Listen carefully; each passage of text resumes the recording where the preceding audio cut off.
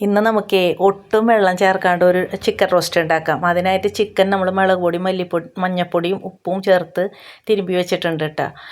അതിലേക്ക് ഒരു 10-15 ചുവന്നുള്ളിയും അതുപോലെ ഒരു 10 അല്ലി വെളുത്തുള്ളിയും ഇഞ്ചി, ഒരു കഷ്ണം ഇഞ്ചിയും വറ്റൽമുളകും പച്ചമുളകും ചേർത്ത് ഒന്ന് അടിച്ചെടുത്ത് അതും കൂടിയിട്ട് നമുക്ക് തിരുമ്പി വെക്കാം കേട്ടോ. തിരുമ്പി വെച്ചതിന് ശേഷം ഒരു സവാള, ചെറിയ സവാള അരിഞ്ഞത് ഇട്ട് അതൊന്ന് വാടുമ്പോൾ അതും വേപ്പിലയും കൂടി ഒന്നിട്ട് വാടുമ്പോൾ അതിൻ്റെ മുകളിലേക്ക് ഈ ചിക്കൻ പീസുകൾ നിരത്തി വെച്ച് കൊടുക്കാം.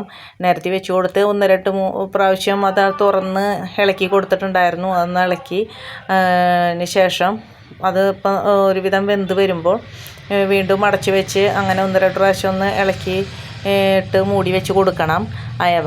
ഇപ്പോൾ ഒന്ന് വെന്ത് വന്നിട്ടുണ്ട്. അപ്പോൾ അപ്പുറത്ത് പാൻ വെച്ചിട്ട് അതിലേക്ക് 1.5 ടീസ്പൂൺ കാശ്മീരി ചില്ലി പൗഡറും മസാലപ്പൊടിയും ചേർത്ത് ഒന്ന് മിക്സ് ചെയ്ത് നന്നായിട്ട് ചൂടാവുമ്പോൾ ഒന്ന് നല്ല പോലെ മൂക്കുമ്പോൾ ഇത് നമുക്ക് ചിക്കനിലേക്ക് ഇട്ട് കൊടുക്കാം. ഈ മുളക് പൊടി മസാലയും ചിക്കനിലേക്ക് ഇട്ട് കൊടുക്കാം.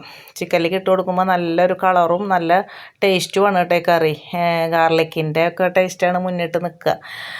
നല്ല ടേസ്റ്റാണ്. നന്നായിട്ട് ഇളക്കിയതിന് ശേഷം ഒന്നും കൂടി 2 മിനിറ്റ് മൂടി വെച്ച് വേവിക്കണം കേട്ടോ.